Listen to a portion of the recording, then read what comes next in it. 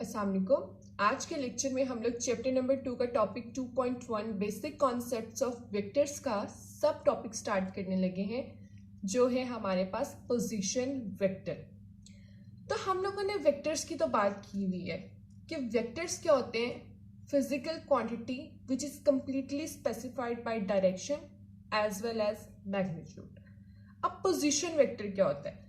Position vector अब name से sure है पोजीशन, किसी भी चीज की लोकेशन, वो चीज कहाँ पर है, उसकी पोजीशन क्या है। तो आज हम लोग डिस्कस करेंगे पोजीशन वेक्टर को। तो पोजीशन वेक्टर क्या है, सबसे पहले इसकी डेफिनेशन देख लेते हैं। अ vector which gives the location of a particle और अ पॉइंट, ऐसा वेक्टर जो कि हमें बताता है किसी भी पॉइंट की लोकेशन, ठीक है, कि वो किस जगह पर है with respect to the origin, उसके ओरिजिन के लिहाज से, ठीक है, is called the position vector. उसको हम क्या कहते हैं कि वो है हमारे पास पोजीशन वेक्टर, और it is represented by R, और ऊपर क्या लगा देंगे, वेक्टर को रिप्रेजेंट करने के लिए एरोहेड, ठीक है।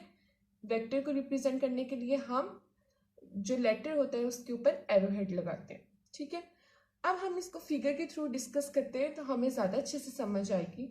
हमारे पास ए कोऑर्डिनेट एक्सिस है, ठीक है, एक्स एक्सिस और वाई एक्सिस, ठीक है, रेक्टेंगुलर, दोनों क्या है, प्लेन में है, 2 डायमेंशनल है। यहाँ पे हमारे पास वाई एक्सिस होता है, यहाँ पे हमारे पास एक्स एक्सिस होता है, ठीक है। अब हमारे पास ये दोनों क्या है, 2 डायमेंशनल है, एक प्लेन में है। अब यहाँ से एक जो वेक्टर है वो पास कर रहा है, ठीक है। अब यहाँ पे पॉइंट है पी ए बी, और इसको हम क्या कहते हैं, ये है ऑर्डर्ड पेयर। अब ऑर्डर्ड पेयर में जो ए है और जो बी है, इस ये क्या रिप्रेजेंट कर रहे हैं कि जो ये पॉइंट पी है, इसको एक्स एक्सिस तक पहुंचने के लिए ए यूनिट्स मूव करना पड़ेगा, और ये जो पॉइंट पी है इसको वाई एक्सिस तक मूव करने के लिए बी यूनिट्स मूव करना पड़ेगा, ठीक है। अब हम लोगों ने इसके अंदर क्या करना है, अब हमारे पास ये जो वेक्टर है इसको हम कहते हैं कि ये है पोजीशन वेक्टर, ठीक है।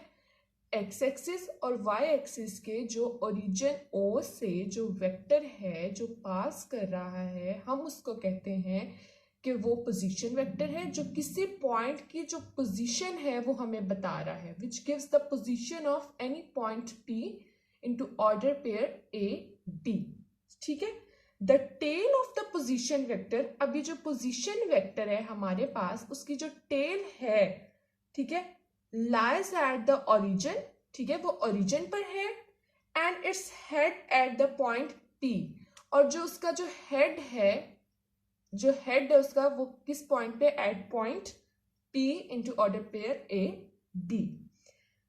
अब ये जो पोजीशन वेक्टर है of point P A B in X Y plane, ठीक है। अब इस वेक्टर को हम किस तरह से लिख सकते हैं, अब ये जो पॉइंट्स है ए बी, ठीक है, हमें इनको पोजीशन वेक्टर की फॉर्म में लिखना है जो कि इसकी डायरेक्शन को रिप्रेजेंट करे, ठीक है। अब हमने पढ़ा जो एक्स एक्सिस होते हैं, वाई एक्सिस होते हैं, अगर हम यूनिट वेक्टर देखें तो यूनिट वेक्टर किस, उसका क्या काम होता है, it is used to represent the direction of the vector. Unit vector हमें किसी भी वेक्टर की डायरेक्शन को रिप्रेजेंट कर रहा होता है, ठीक है। अब हमने पढ़ा जब एक्स एक्सिस है तो उसकी डायरेक्शन को रिप्रेजेंट करने के लिए मेरे पास आई जो होता है वो यूनिट वेक्टर होता है, आई कैप, ठीक है। और इसी तरह से हमने बात की थी कि जब हमारे पास वाई एक्सिस होता है तो उसमें डायरेक्शन को रिप्रेजेंट करने के लिए हमारे पास जे कैप का जो होता है वो यूनिट वेक्टर होता है। तो इसी तरह से अब ये मेरे पास x होता है, x और कोऑर्डिनेट, और ये होता है y, ठीक है। अब यहाँ पर जब मैं a को लिखूंगी तो a की डायरेक्शन को रिप्रेजेंट करने के लिए मेरे पास यूनिट वेक्टर क्या होगा, आई कैप, क्योंकि इसको a को इस पॉइंट p को x एक्सिस तक रीच करने के लिए a यूनिट्स मूव करना है, और y एक्सिस तक मूव करने के लिए b यूनिट्स मूव करना है, ठीक है, पहुंचने के लिए y एक्सिस तक, ठीक है। तो अब हम यहाँ पे क्या करेंगे, प्लस बी, ठीक है, और हमारे पास क्या आ जाएगा, जो बी की डायरेक्शन को रिप्रेजेंट कर रहा है वो आ जाएगा जे कैप, तो ये आगे जो पोजीशन वेक्टर है हमारे पास इन अ एक्स वाई प्लेन, जो डायरेक्शन को रिप्रेजेंट कर रहा है पॉइंट P A B, ठीक है। तो इस तरह से हम इसको रिप्रेजेंट करेंगे। इसको हम इस तरह से भी लिख सकते हैं, R vector is equals to X I cap plus Y J cap. Basically ये एक्स और ये वाई कोऑर्डिनेट्स होते हैं, ठीक है। अब हमारे पास क्या है, the position vector of a point. अब हमने इसकी बात की प्लेन में, ठीक है, एक्स वाई प्लेन में, ठीक है, एक्स वाई प्लेन में हमने इसकी बात कर ली। अब हम इसकी बात करते हैं 3 डायमेंशनल स्पेस में, ठीक है। 3 डायमेंशनल स्पेस में अब हम देखते हैं कि हम पोजीशन वेक्टर को किस तरह से रिप्रेजेंट कर सकते हैं। 3 डायमेंशनल स्पेस मतलब कि 3D, ठीक है, स्पेस में हमारे पास स्पेस में 3 होते हैं, 3 वेक्टर्स होते हैं, एक्स एक्सिस, वाई एक्सिस और जेड एक्सिस। स्पेस में इस तरह से होते हैं हमारे पास, और यहां से जो पोजीशन वेक्टर है वो पास कर रहा होगा, ठीक है। अब पोजीशन वेक्टर के रिप्रेजेंट करने के लिए आर और उसके ऊपर एरो है, ठीक है। अब यहां पर मेरे पास जो पॉइंट होगा वो होगा ए बी एंड सी, ठीक है, क्योंकि इन स्पेस है, 3 डायमेंशनल है।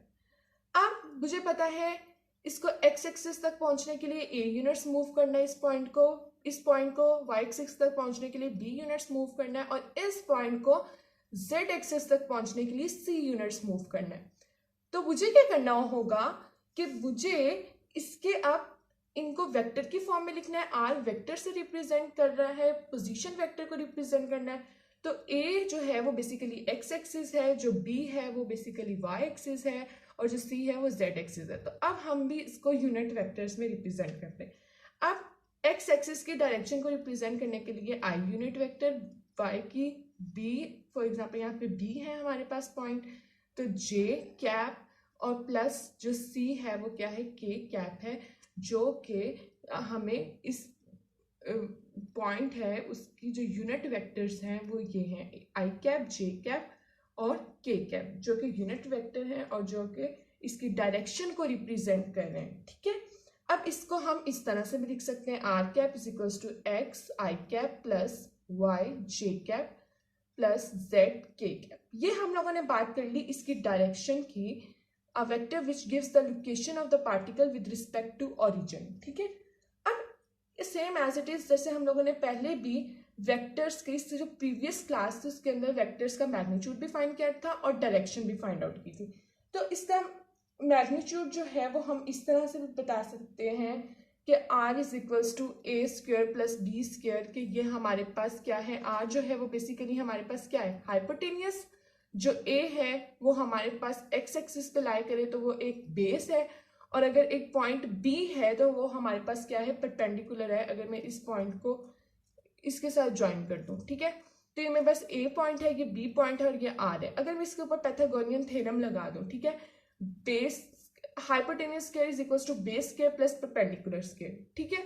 हाइपोटेनियस का स्क्वायर आर स्क्वायर हो जाएगा, ठीक है, बेस स्क्वायर मेरे पास ए स्क्वायर हो जाएगा और परपेंडिकुलर का स्क्वायर मेरे पास बी स्क्वायर हो जाएगा। तो अगर मैं taking square root on both side कर दूंगी तो मेरे पास R is equals to A square plus B square आ जाएगा और इसके ऊपर क्या आ जाएगा, स्क्वायर रूट आ जाएगा। तो इस तरह से भी मैं इस चीज को लिख सकती हूँ कि हम लोग इस तरह से पोजीशन वेक्टर को सॉल्व कर रहे हैं और उसको देख रहे हैं कि अगर हम पोजीशन वेक्टर फाइंड करें तो हमारे पास कौन कौन से कंपोनेंट्स आ रहे हैं। तो इसी तरह हम लोगों ने एक्स वाई प्लेन में बात की और एक्स वाई जी में बात की, 3 डायमेंशनल में और 2 डायमेंशनल में। तो ये था हमारा टॉपिक पोजीशन वेक्टर्स के ऊपर। इसके बाद जो हम लोग डिस्कस करेंगे वो हम लोग डिस्कस करेंगे vectors addition by rectangular components को डिटेल के साथ।